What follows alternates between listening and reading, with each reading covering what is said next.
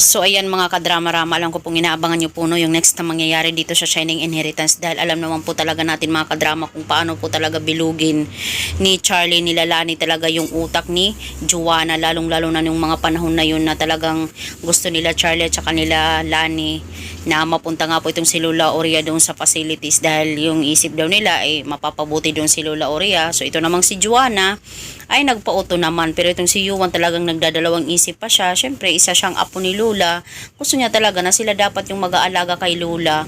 Pero itong si Juana, siya po talaga yung nakitaan na wala talagang pakialam sa kanyang totoong Lola na si Lola Oria.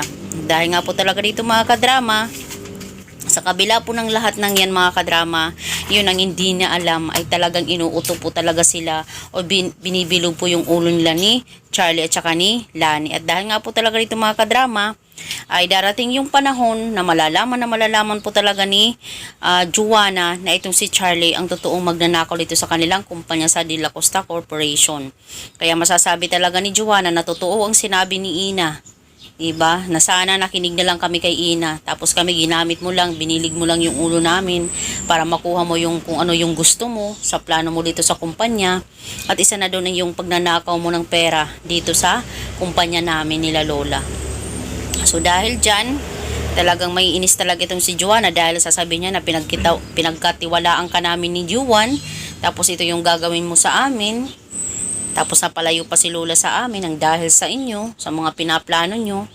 So, talagang inaabangan ko din talaga yung mga kadrama, yung tagpuan or yung scene ni ni senaryo ni Juana at saka nito ni Charlie, 'di ba? Kasi kung mangyari man po talaga yun mga kadrama at mangyayari talaga yun, hindi pa man ngayon, pero pagdating ng revelasyon dito sa Shining Inheritance ay mangyayari po talaga yung mga kadrama. At sasabihin ni Juana na magnanakaw ka Tito Charlie, ayan ang ebidensya, wala ka nang magagawa. Tsaka itong si Charlie, sasabihin naman niya, ano naman ngayon, bakit Juana, may magagawa ka ba? Syempre ang lakas ng salita ni ni Charlie, lakas ng kanyang loob dahil isa siyang attorney.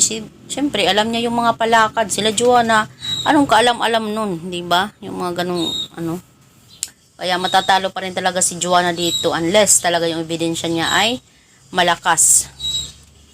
So, mga kadrama, darating po talaga yung point na yun. So, yun lang po mga kadrama. Thank you so much for watching. Bye. Don't forget to please like, share, and subscribe my channel. Thank you, thank you.